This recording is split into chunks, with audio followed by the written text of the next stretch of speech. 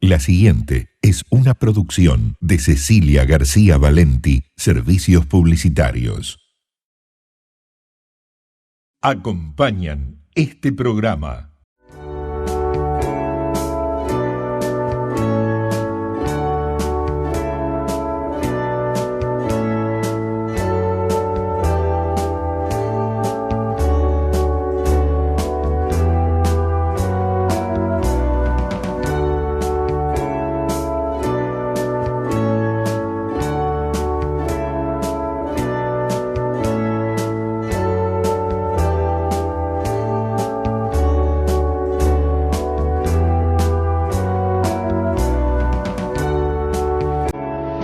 ¿Cómo les va? Gracias, muchísimas gracias por acompañarme en un nuevo especial 1 de mayo, ayer y hoy. Hoy vamos a conmemorar esta fecha tan trágica, porque cada vez que el mundo se desordena, las consecuencias las pagan los trabajadores, ¿sí? Desde aquellos 2 mártires de Chicago hasta la actualidad, vamos a hacer un desarrollo de estos 1 de mayo, ayer y hoy.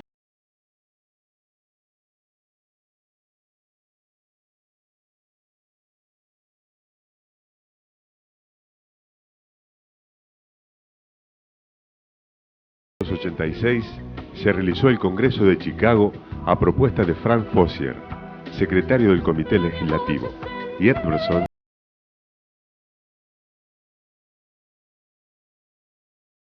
horas o parar en los establecimientos que no lo permitiesen. Se producen no menos de 500 huelgas y la participación de 340.000 huelguistas. Se consiguen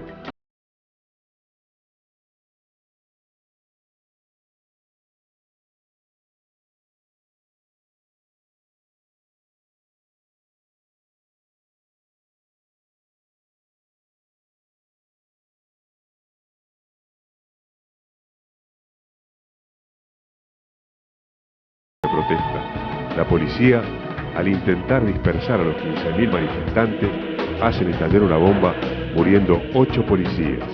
Esto produce un estado de pánico general y una furiosa arremetida policial condujo a un grave enfrentamiento. Se declaró el estado de sitio.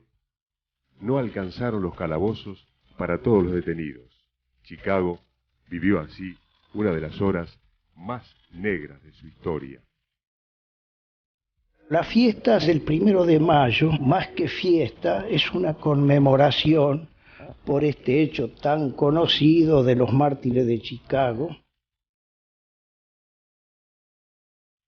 Existía una sola ley, una ley que permitía trabajar hasta 18 horas por día. Más de 18 horas no se podía trabajar. Entonces esta gente, estos compañeros, empezaron a luchar por la jornada de 8 horas. Sus luchas no fueron fáciles porque encontraron una gran oposición, lógicamente, en el capitalismo, en el empresariado, en cierta parte de la prensa que en ese tiempo no veía con esto, y fueron tildados estos compañeros de la peor manera, de forajidos, de delincuentes, de gente de mal vivir, y que si no se le ponía coto a esta lucha de las 8 horas, esta gente un poco más iban a pedir cobrar sin trabajar. No obstante, estos compañeros no se amilanaron, siguieron con su lucha, que fue una lucha sangrienta, donde hubo linchamientos, hubo ejecutados, pero se consiguió la jornada de 8 horas. Durante el juicio mantuvieron con firmeza la convicción de sus ideales. Parson dijo al juez: si la muerte es la pena que corresponde a la proclamación de la verdad, entonces estaré orgulloso de pagar el precio. Colgadme, dijo Nieve. Y en términos parecidos se expresaron cada uno de ellos. Y allí entonces se celebró el día 1 de mayo, que fue institucionalizado mundialmente como Día Internacional del Trabajo. Acá hay que decir algo sobre esto, que es necesario. En muchos lugares del mundo se festeja como una fiesta recordando conquistas históricas de los trabajadores de esa región. En otros lados se festeja como un acto de recogimiento por los mártires, por la gente que esos países perdieron en esta lucha, pero tiene algo muy particular. El 1 de mayo, Día Internacional del Trabajo. Es un día que no tiene ningún condimento político, es netamente un día de los trabajadores. Eso hay que señalarlo porque jamás se permitió que el Día Internacional de los Trabajadores sea tomado para satisfacer o para entrar en un juego de apetencias políticas. Todo lo que lograron los antecesores nuestros, los mayores en su tiempo, de una lucha muy cruel, que era muy cruel, no es como ahora que es una lucha también, pero es más dialoguista, más distinta que esa lucha que era que un poco más los mataban a los trabajadores a los que querían formar un sindicato o a los que querían conseguir algún beneficio, alguna conquista, lo barriaban para que no entraran a las grandes fábricas, lo dejaban sin trabajo, y por eso fue una lucha tan cruel como fue. Lamentablemente tiene que morir gente para que se solucionen los problemas o se encaminen las cuestiones.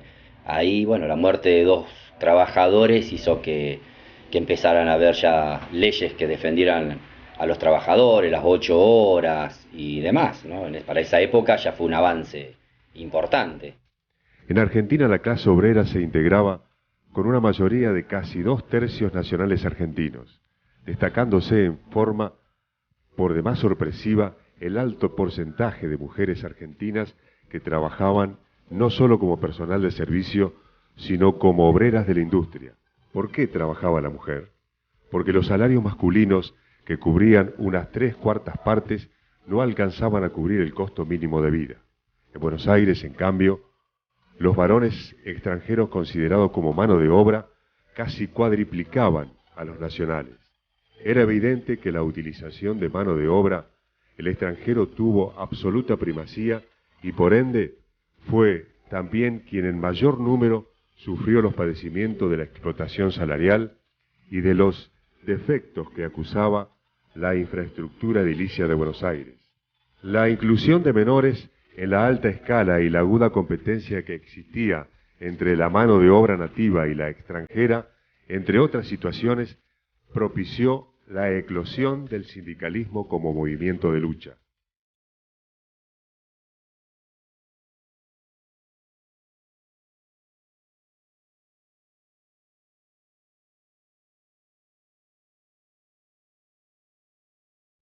El origen del 1 de mayo es básicamente de lucha e internacionalista, digamos.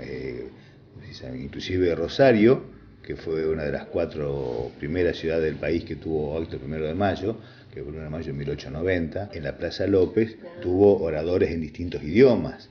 O sea, en general los líderes, inclusive Virginia Woolf, una mujer, fue oradora y fue detenida el día anterior incluso al 1 de mayo. Virginia Woolf fue una obrera, una trabajadora, trabajó en lugares textiles y también en la fábrica de refinería. Actualmente en el barrio Refinería hay una plaza que conmemora su lucha y que ella se la considera la primer mujer oradora. Fue la primer mujer que dio un discurso un 1 de mayo en calidad de una militante anarquista, feminista, pero bueno, bregando por los derechos de las trabajadoras y de los niños, porque en ese momento también el trabajo infantil era moneda corriente.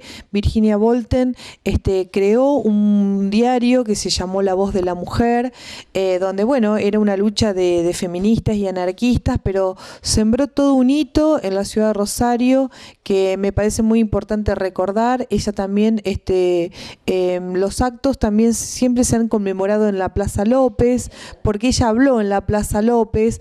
Pero bueno, en Refinería hoy se conmemora, ya que ella estuvo trabajando allí.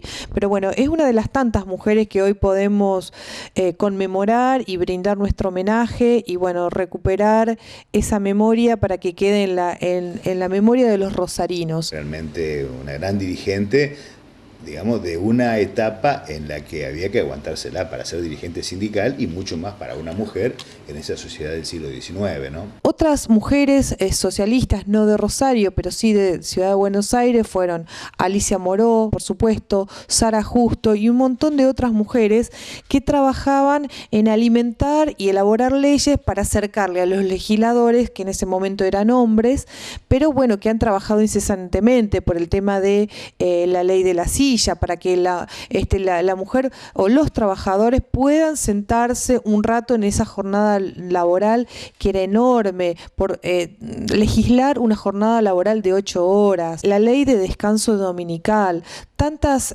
ordenanzas, tantas leyes que se trabajaron y que se aprobaron en favor de los derechos de los y las trabajadoras. Tuvieron mucho que ver esas mujeres socialistas que, como no podían ser legisladoras, sí colaboraban y escribían los proyectos para que los legisladores hombres pudieran llevarlas al Congreso y aprobarlas. Parece increíble, pero hoy ONU Mujeres, la Organización Internacional del Trabajo, siguen bregando por derechos, por ejemplo estos, que no trabajen los niños ni las niñas hoy actualmente en algunos lugares del mundo. Me parece que Argentina fue pionera en América Latina en esas leyes de principio de siglo que protegieron esos derechos laborales, inspirados en estas luchas feministas, que estas mujeres con mucho coraje, porque Virginia Bolten fue detenida, fue llevada a preso, fue dejada sin trabajo. Ella luchaba también porque, por supuesto, chicas menores que trabajaban ahí para el dueño de las fábricas, se cuenta, se ve en la película que se hizo, que es Ni Dios, ni patrón, ni marido, que se abusaba de las niñas, los patrones, todo tipo de ese tipo de abusos de las niñas menores.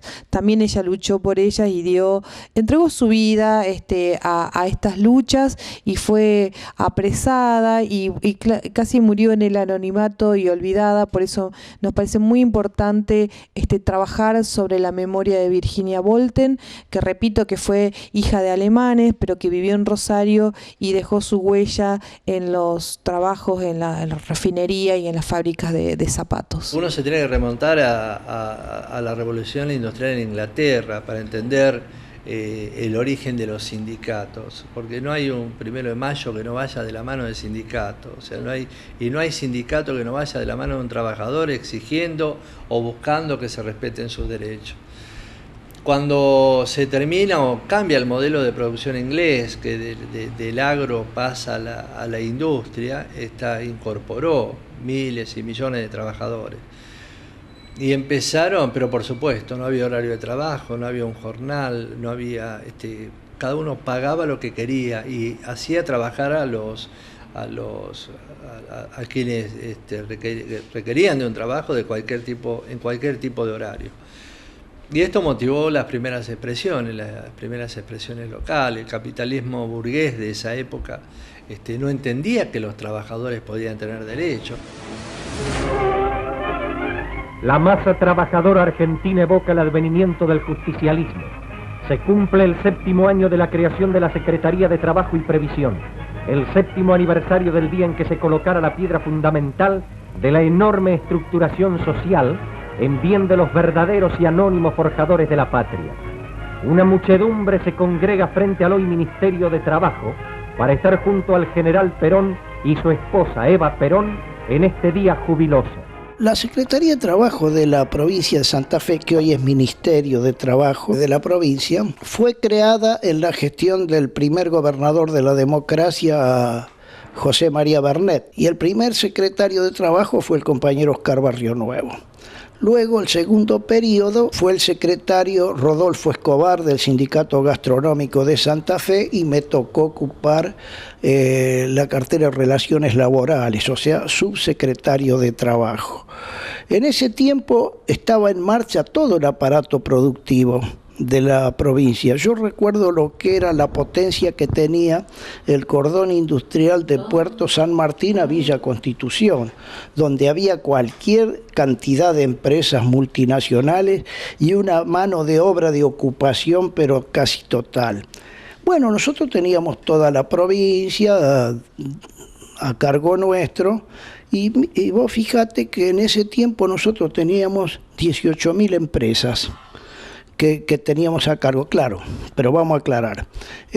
También se entiende por empresa aquella persona que tiene un taller a lo mejor domiciliario y tiene 2 empleados, es una mini empresa. Hasta de 5.000 como teníamos la Cintar de Villa Constitución, el frigorífico de Rafael, el frigorífico Swift, con muchos empleados. Lo que nosotros no homologábamos era salario, se homologaba en Buenos Aires, en el Ministerio de Trabajo de la Nación, pero nosotros teníamos el poder de policía. También en el sector de asuntos agrarios, también todo el tema de los frigoríficos, todo lo que era empresa. Era muy grande la fuerza, y toda la fuerza era en un 98%, los dirigentes eran todos peronistas. Los trabajadores manifiestan en este acto al realizador de la justicia social y a su eficaz colaboradora la inquebrantable adhesión a su obra de gobierno, plena de hermosas realidades.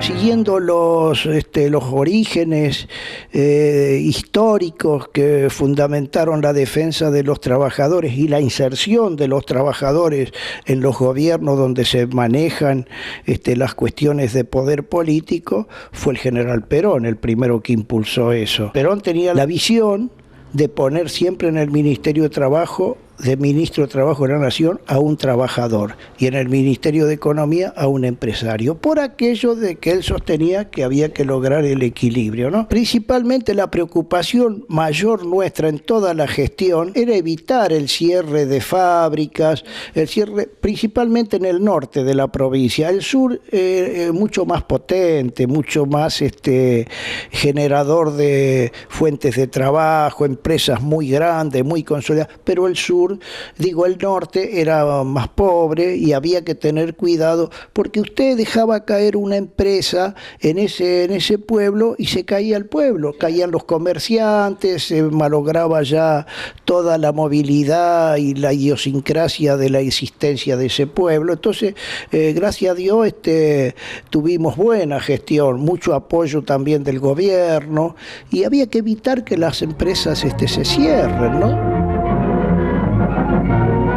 Desde los balcones de la Municipalidad de Rosario, la señora de Perón recibe las estruendosas aclamaciones de un público incalculable. De rotunda adhesión a la obra del presidente de la República, puede calificarse la manifestación que todo el pueblo de Rosario tributó a la banderada de los humildes y los desheredados. Esa foto obedece en un momento en que el general Perón estaba en uso de la presidencia. Perón en realidad hizo 4 visitas acá a Rosario. En el año 46, que vino con Evita en campaña por las elecciones, también le habló a los sindicalistas, pero en un palco que habían montado en la calle Moreno y Santa Fe, multitudinario. Luego también vino en el 47, donde hizo varias visitas a gremios, pero había venido a inaugurar una usina eléctrica acá por la zona de Rosario. Y en el 50 vino 2 veces. Vino al Congreso Eucarístico que se realizó en el Parque Independencia en el mes de octubre, y en el mes de mayo también estuvo en Rosario del año 1950.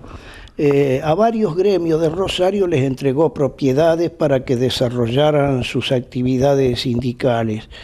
Y también entregó las llaves del edificio de la CGT, de esta foto que acá estamos viendo. Y bueno, el general Perón, en esos gestos que tenía que no era solamente pregonar con los discursos, porque él afianzó un aforismo que hasta el día de hoy es una cuestión que tiene vigencia: mejor que decir es hacer, mejor que prometer es realizar.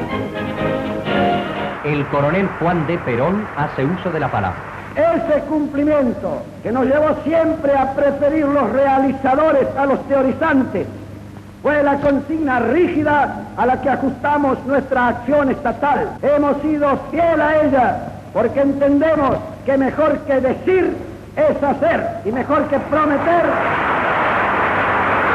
llega desde puntos del país alentando la confianza de un pueblo defraudado que comienza a creer en la justicia social y siente por primera vez el orgullo de saberse escuchado y de sentirse argentino.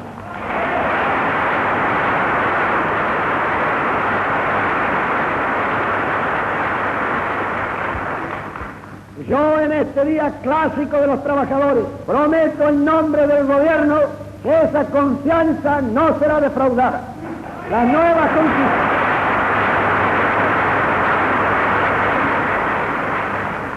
Las nuevas conquistas darán a esta conmemoración un sentido más patriótico y más argentino. Nace de la conmemoración de muerte de trabajadores el 9 de mayo, tiene ese contenido de lucha que el peronismo, que además de los cambios políticos, sociales, económicos, creo que genera un profundísimo cambio cultural en la Argentina y particularmente en los trabajadores.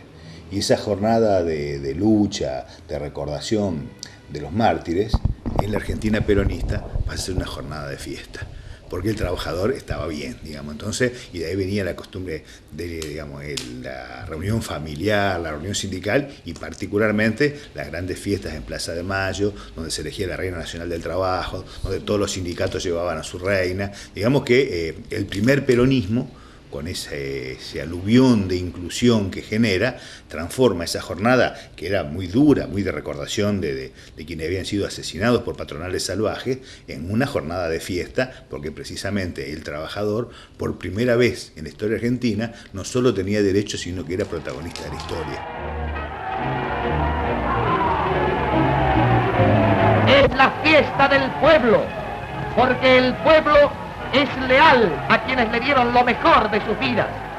El ideal que exalta las virtudes del alma colectiva y el renunciamiento de todo lo que no sea sacrificio y amor. Perón, en conducción política, plantea que el peronismo era un partido doctrinario y tenía una doctrina. El peronismo era un movimiento humanitario, filosóficamente muy sólido en ese sentido, y a través de eso lo que nos indicaba era, o nos solicitaba, era que el dirigente gremial se tenía que adecuar a los tiempos, a los cambios de los tiempos. Obviamente estamos hablando de un hombre que veía o tenía unas perspectivas 20 años por delante de la coyuntura. Perón planteaba los problemas ecológicos que podía tener el mundo y hacía un montón de cuestiones que tenían que ver con la adecuación que tenía que tener el dirigente gremial a las circunstancias a las que estaban expuestos los trabajadores en los tiempos que vivían.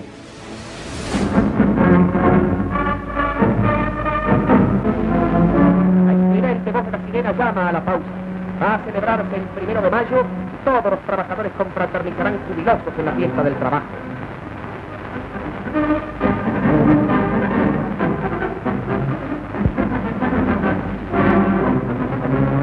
Tal como lo dispone nuestra Constitución justicialista, el presidente de los argentinos acude ante las cámaras para declarar solemnemente iniciado el 85º periodo legislativo. Ante los representantes libre y voluntariamente elegidos por el pueblo, que son su esencia misma, el primer magistrado da amplia cuenta de la tarea cumplida en el 5º año de su fecundo y laborioso mandato. Lee el general Perón el mensaje de la victoria, síntesis de una labor jamás conocida ni prevista en los anales del trabajo argentino.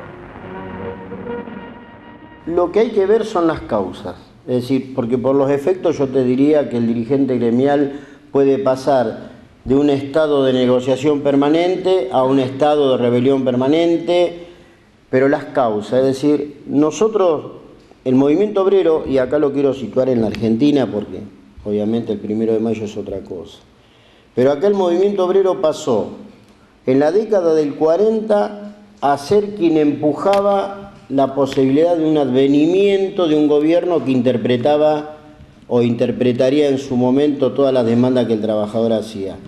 Ese mismo movimiento, no hablo de los dirigentes, hablo de los trabajadores, fueron los que resistieron cuando expulsan el gobierno que ellos habían ayudado a instalar. Esa resistencia llevó a que estuviese el trabajador 18 años pidiendo la vuelta de quien los había reivindicado. Por eso te digo, son diferentes causas o diferentes efectos de una misma causa. El efecto es trabajar para el advenimiento de un gobierno, resistir a la expulsión de ese gobierno, luchar por la vuelta del líder de ese movimiento, y las causas eran las que se vivían en esa época. La causa que tenía el trabajador era reivindicación permanente de un gobierno que interpretaba las demandas que ellos tenían en ese momento.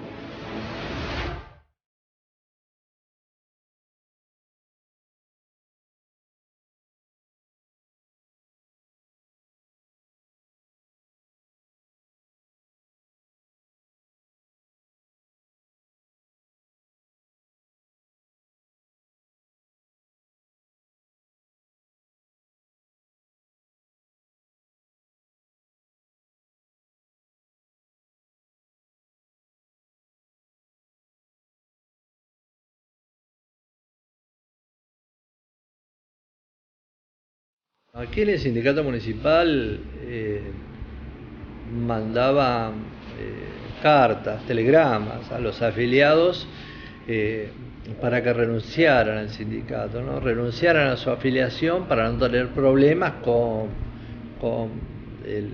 la dictadura, de los cuales muy pocos no renunciamos y seguimos trabajando. Y en lo personal, con la pérdida del puesto de trabajo de mi padre, que por el simple hecho de ser delegado de una repartición quedó cesante en el año 76. O sea que lo vivimos en una situación de injusticia, y ver nuestros amigos que ya no estaban con nosotros, y por el solo hecho de pensar diferente, lo que llamaban desaparecidos eran brutalmente torturados y asesinados en cárceles, en jefatura, en lugares macabros. Y bueno, creo que eso uno no olvida, pero hoy el trabajador, el movimiento obrero, ¿cuántos dirigentes sindicales dejaron de pertenecer? O sea, acá no se atacó a un grupo determinado de que son los que le va bien en el país. Cuando al país le va bien a ellos, y cuando al país le va mal, le va bien a ellos también. Acá se atacó al que pensaba, se atacó a dirigentes sindicales, se atacó a dirigentes gremiales, a delegados. A veces nos juntábamos y tratábamos de hablar de lo nuestro, hablar de la reorganización, actividad política prohibida, pensamiento prohibido. Marchábamos todos hacia el pensamiento único, la corriente única, que era estar en contra no sé de qué, porque se miraban todo con recelo. Y una sociedad que decía, en algo debe andar. Fueron 30.000 desaparecidos, en su mayoría jóvenes militantes, con sueños, con ganas, con ese compromiso que tenían para con los demás. Bueno, en el caso nuestro, nosotros los reuníamos como un asado para poder reunirnos, organizábamos futuros para ver cómo hacíamos para despegarlo y librarlo de la dictadura, que por eso fue en el primer paro que se hizo la dictadura fue en el año 79, en el caso nuestro en Mata, más de 100 y pico trabajadores detenidos, con en ese tiempo nuestro secretario general, que era José Rodríguez, y secretario adjunto, y así en todo el interior del país. Tuvimos muchos trabajadores, no solamente en Mata, sino la UON, todos los gremios importantes que fuimos al paro en ese año 79, que fue el primer paro que se hizo a la dictadura. Fue muy cruel ese paro también, Fue una lucha despiadada, que la policía pegaba con caballo acá en el centro, me acuerdo, en la calle San Luis, Mitre, Entre Ríos, que estaban haciendo en ese momento grandes edificios, y nosotros, me acuerdo que despegábamos la madera para tirarle a los caballos, para que no lo pasen por arriba con los caballos, con los gases lacrimógenos, y fue una lucha muy, muy cruel también en ese momento que tuvimos los trabajadores. No tanto como en los otros años anteriores, cuando se empezó a conseguir conquistas para los trabajadores, pero una lucha muy cruel también, porque estaban los militares y había toque de queda y había muchas cosas que no lo podíamos reunir, pero la gente igual salía de los talleres, salía de las empresas y iba caminando al centro y caminaba acá en la Avenida Alberdi. Me acuerdo que los ferrocarriles, el Portón 1 en la calle Humberto Primo, que trabajaban miles de trabajadores.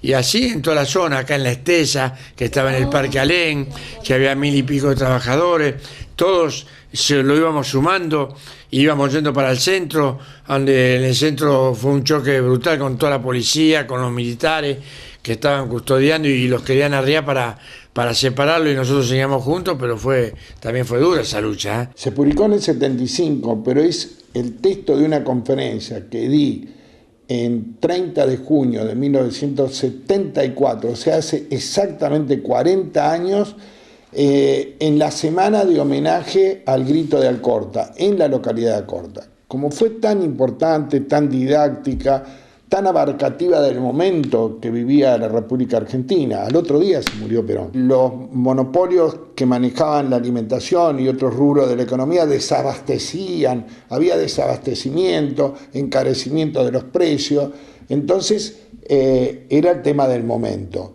Y entonces hablé diciendo que el arma que tenían los monopolios para dar los golpes de Estado era el desabastecimiento y la inflación, ¿no es cierto?, desbocada, y el manejo de las finanzas cambiarias. Analicé el golpe del 30 contra Irigoyen, el del 55 contra Perón.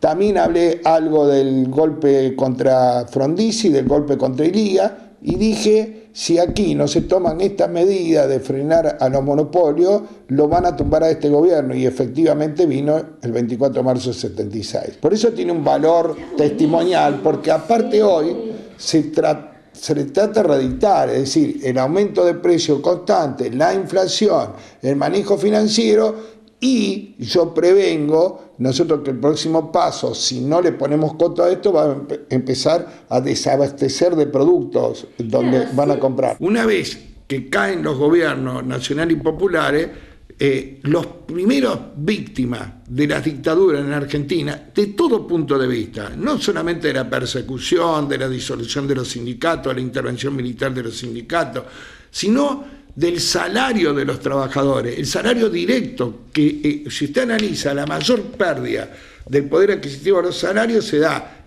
a partir del 30, a partir del 55, a partir del 62, a partir del 66 y a partir del 76. Y la pérdida de derechos de los trabajadores, ¿no es cierto? Porque al abrir la economía e importar todo, acá cierran la fábrica, echan los trabajadores, y al echar los trabajadores el ejército desocupado es muy importante y presiona sobre la oferta y la demanda de trabajo. Entonces, cuando hay muchas colas para conseguir un puesto de trabajo, el tipo le paga lo que quiere, le viola todos los derechos laborales, etc. Entonces siempre la pérdida de los primeros que pierden más son los trabajadores y los sectores de clase media de ingresos fijos. Por ejemplo, los profesionales, por ejemplo, un montón de sectores medios.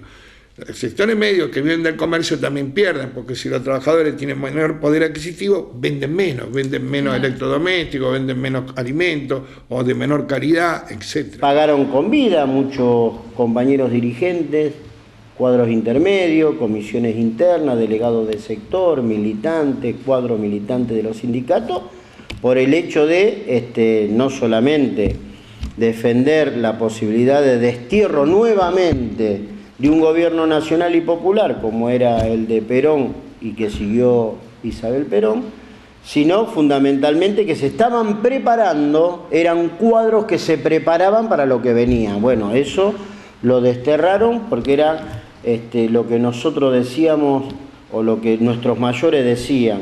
A nosotros en el movimiento obrero nos descabezaron lo que hubiese sido el trasvasamiento natural de los dirigentes en ese momento. Por eso, y esto no lo justifico, pero por eso por ahí hay dirigentes están tantos años, porque en realidad a muchos de ellos o a muchos gremios le desaparecieron todo lo que hubieran sido los que hubieran producido ese trasvasamiento. No justifico ni quedarse tantos años, ni mucho menos, pero eso es lo que sucedió en realidad.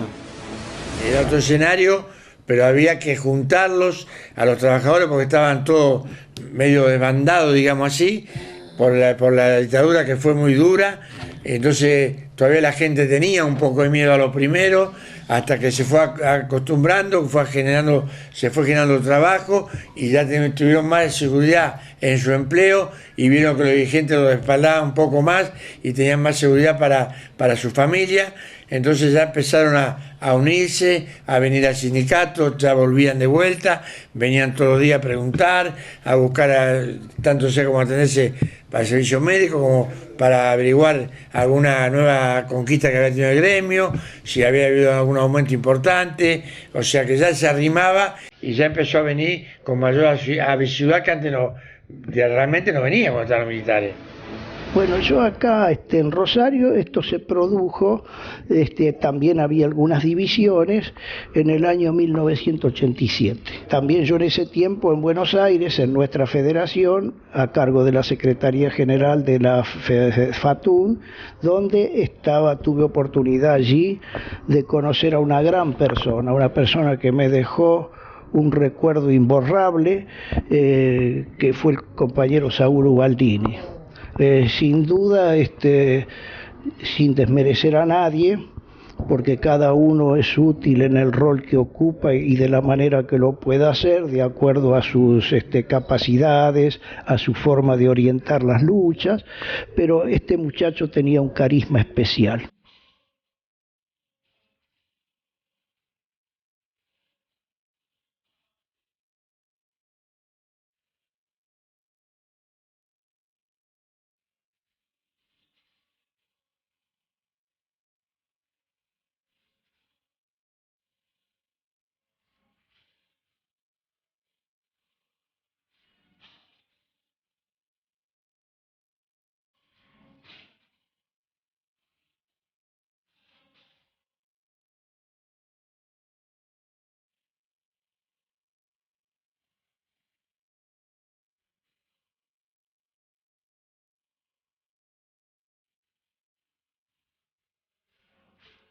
Saúl era un hombre que le tenía muchísimo respeto y mucha devoción al 1 de mayo.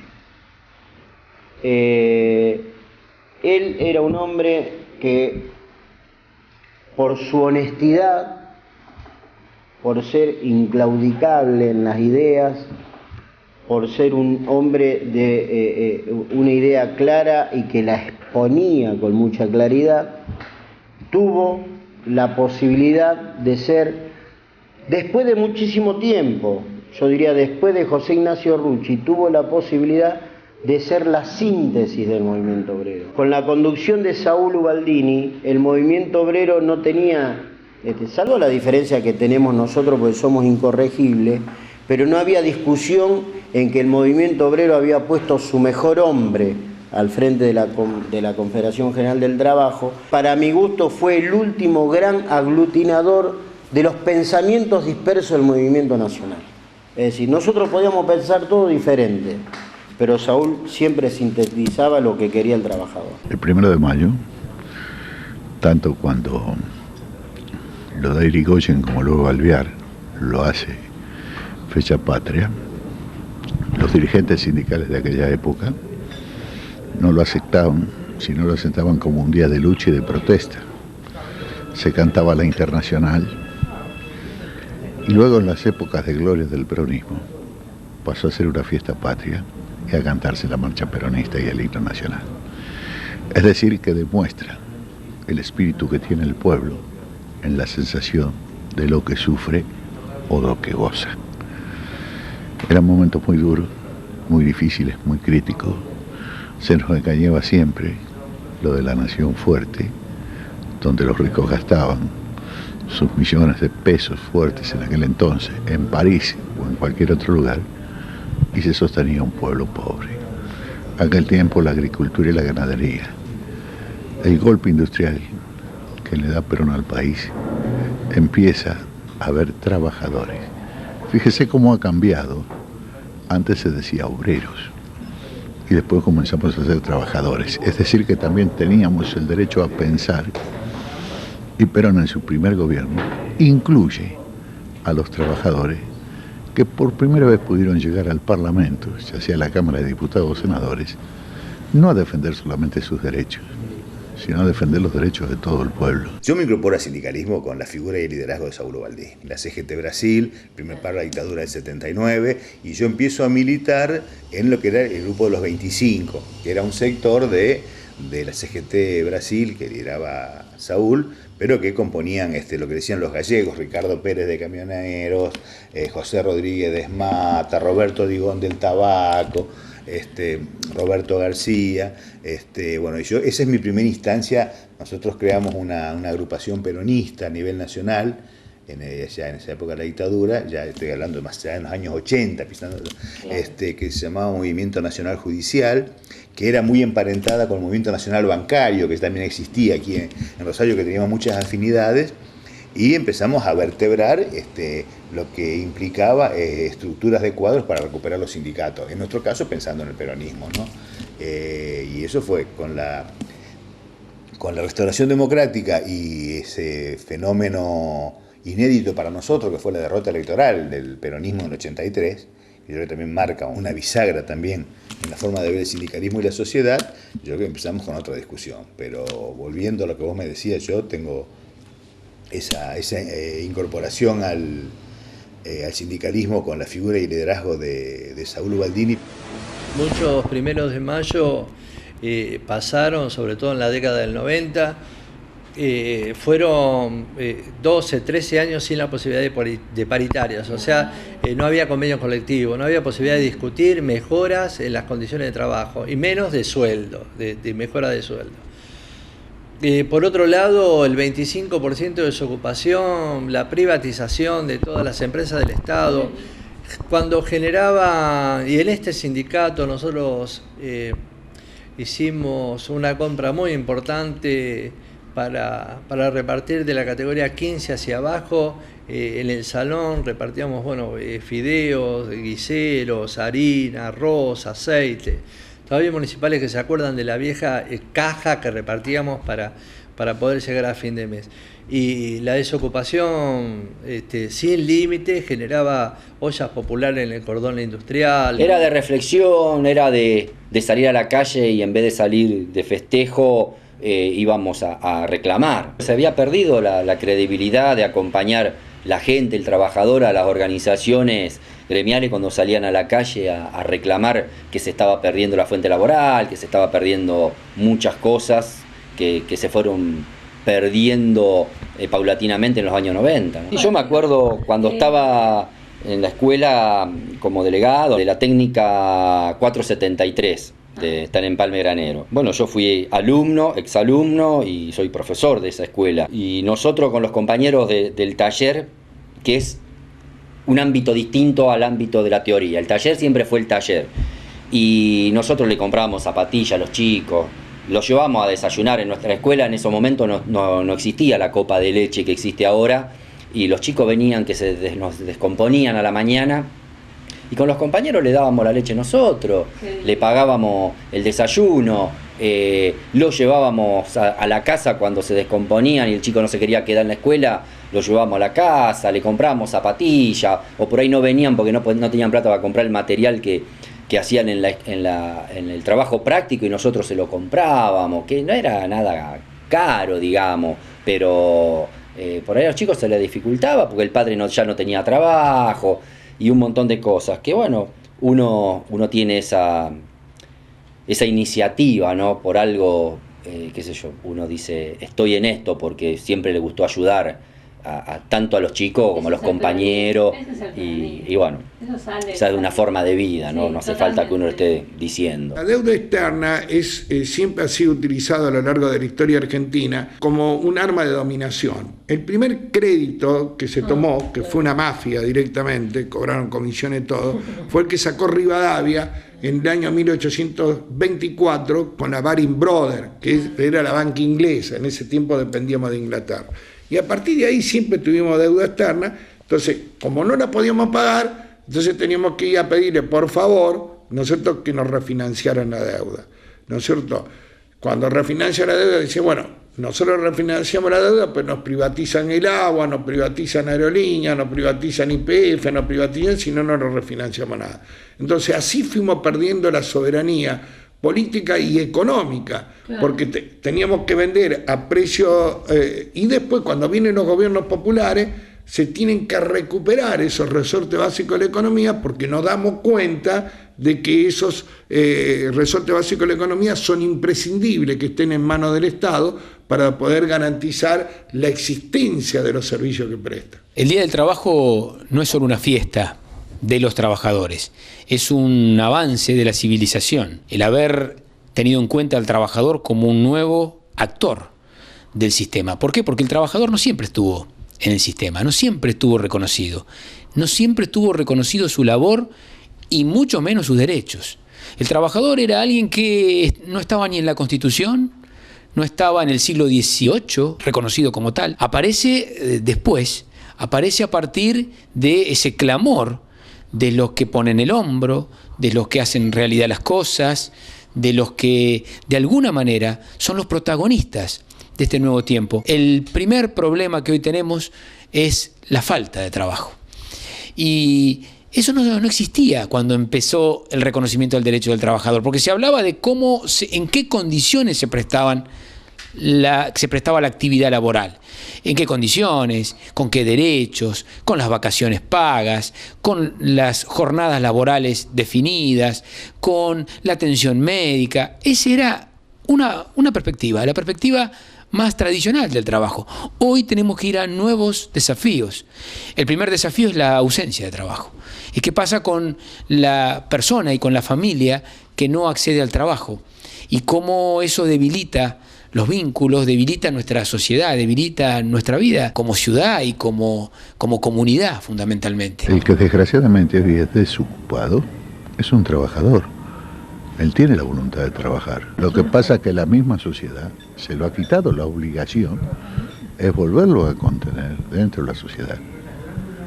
Aquí no puede haber leyes que sean justas mientras se trabaje en un margen de desocupación como esto, porque la necesidad vence a la ley.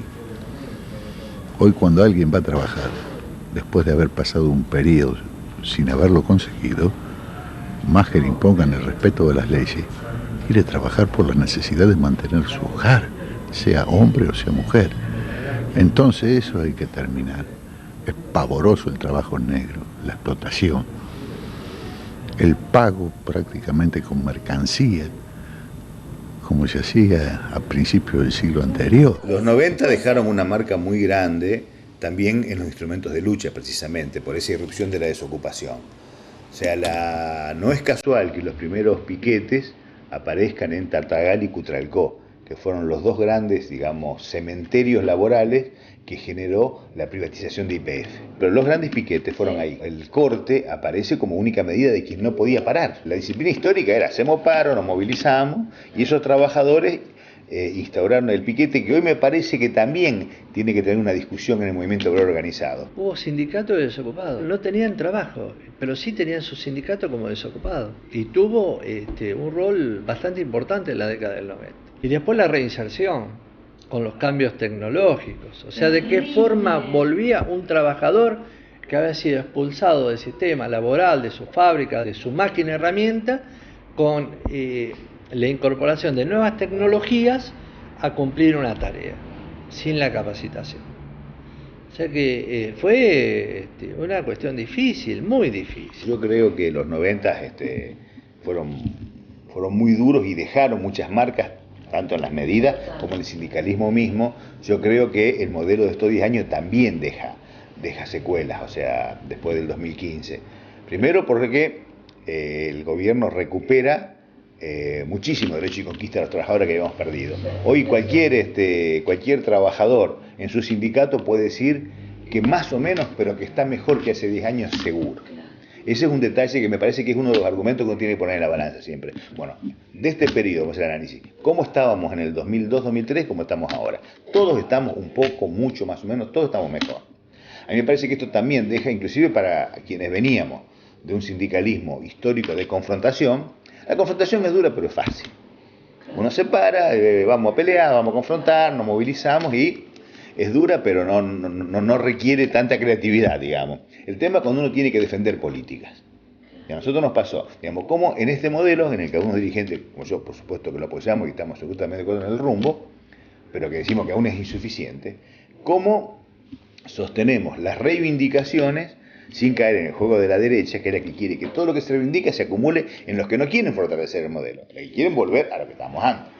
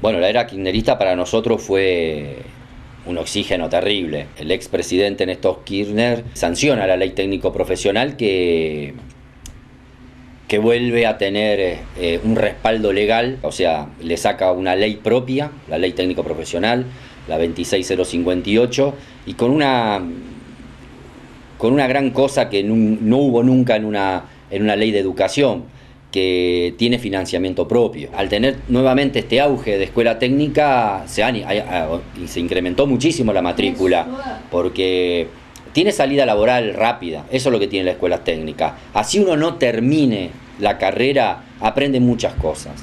Yo tengo compañeros míos que no han terminado, y el que no tiene un taller mecánico hace herrería, el que no se dedica a hacer instalación eléctrica, y se la rebusca y viven. Porque aprendieron la base, y después fueron conociendo más, obviamente estando en la práctica, estando en contacto con el trabajo. Este gobierno genera muchas cosas en tema de trabajo. La escuela que Mata ha formado en todo el país, y estamos por formar acá de Chapel y Pintura, todos los elementos lo da el Ministerio de Trabajo de la Nación. O sea, la cabina de pintura, los bancos de chapeo, toda la herramienta. Y los profesores los paga el Ministerio de Trabajo de la Nación, para generar empleo. Por eso nosotros siempre dijimos, ahora vamos a abrir nosotros acá, en Mata, la parte de chapería y pintura que ahora hay en el país, porque necesitamos elementos para que haya compañeros que aprendan el oficio, que se está perdiendo. Ese es el problema también, que si uno no hace el oficio se pierde, si no después son cambiapiezas. Yo creo que los argentinos ya perdimos la capacidad de asombro, o sea que ya pase lo que pase, nosotros estamos preparados, podemos respirar abajo del agua, podemos hacer cualquier cosa, pero yo creo que el movimiento obrero argentino este 1 de mayo tiene la posibilidad de festejar la creación de 5 millones de puestos de trabajo, de festejar la posibilidad de un convenio colectivo, la posibilidad de festejar de que se reúne en paritaria, la posibilidad de festejar de que hay un sueldo mínimo vital y móvil, que nadie debe cobrar menos de... Nos puede gustar o no, puede alcanzar o no, pero por lo menos tenemos una organización donde hay higiene y salud laboral, donde hay aseguradora de riesgo de trabajo, donde hay autoseguro en muchos casos en el trabajo público. Pero son cosas que hace unos años atrás ni pensábamos hablar de esto. No, ni pensábamos.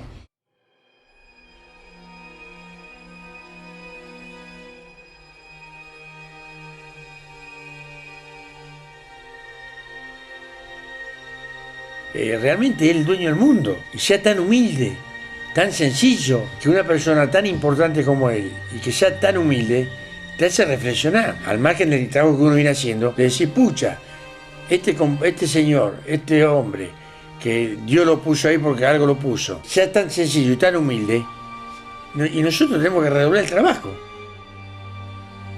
El mensaje que él deja, que es algo maravilloso para mí, fundamentalmente es la familia. Los trabajadores se tienen que unir, porque al unirse los trabajadores se va a unir la clase trabajadora. Los dirigentes se tienen que unir, tienen que dejar el egoísmo y unirse de una vez por todas para beneficio de sus trabajadores. Y a su vez, esto es automático, dice, cuando ustedes se unan los trabajadores, se unen la familia, que es lo más importante. Nosotros tenemos que pensar en el futuro de los trabajadores y no en nosotros. Si nosotros no hacemos eso, no logramos eso, el trabajador va a estar huérfano y los gremios van a estar huérfanos y huecos. Y además de el derecho a trabajar, que es lo que ya muchas veces se ha puesto en discusión, sobre todo a partir del neoliberalismo y de esta situación de desocupación que ha vivido el país y el mundo en muchos sentidos, ahora viene la capacitación. El tercer elemento de evolución del mundo del trabajo es capacitarse, es decir, es darle toda la tecnología, toda la formación, toda la preparación técnica para tener al trabajador realmente en condiciones de poder cumplir con estas nuevas funciones, con estos nuevos desafíos que tiene la sociedad moderna, y siempre en plenitud de derechos. En plenitud de derechos significa reconociendo que el trabajo es el centro de la sociedad. La sociedad debe no solo respetar al que trabaja, sino que debe darle el rol protagónico en la sociedad, que tiene que tener también participación política, que el trabajo tiene que estar reconocido por las instituciones políticas, por las instituciones públicas, que ya no es solamente discutir las vacaciones, el salario o la jornada. Ahora también discutimos qué hacemos frente a la ausencia de trabajo, cómo nos capacitamos, cómo nos preparamos, cómo le brindamos tecnología y formación a quien tiene que estar hoy respondiendo a desafíos enormes de la sociedad con toda la eficiencia y con toda la eficacia que esperamos del mundo del trabajo. Bueno, yo creo de que se va avanzando de a poco, creo que muchos derechos, muchos reclamos se van transformando en derechos adquiridos en la legislación y cada vez más en la práctica. Yo creo que se ha avanzado mucho, pero nunca el trabajador tiene que bajar la guardia, ¿no es cierto? Porque el trabajador es el eslabón más débil de toda la cadena de lo que es el capitalismo. Y cuando baja la guardia le pasan por encima. Creo que los trabajadores en este 1 de mayo tenemos que dar una batalla para concientizar a la sociedad que el valor fundamental de una sociedad es el trabajo. El trabajo cura todo. Nosotros, el trabajo recupera todo. El trabajo incluye a todo. Y así como se jerarquiza el trabajo, hay que jerarquizar el valor del trabajador. Ya llegamos al final de este programa especial 1 de mayo, ayer y hoy. Espero que te haya gustado y a pesar de todo lo que fuimos sufriendo los trabajadores a lo largo de tantos años en este desorden mundial, a pesar de todo eso, este día es un día de conmemoración y de reflexión. Feliz día a pesar de todo. Acompañaron este programa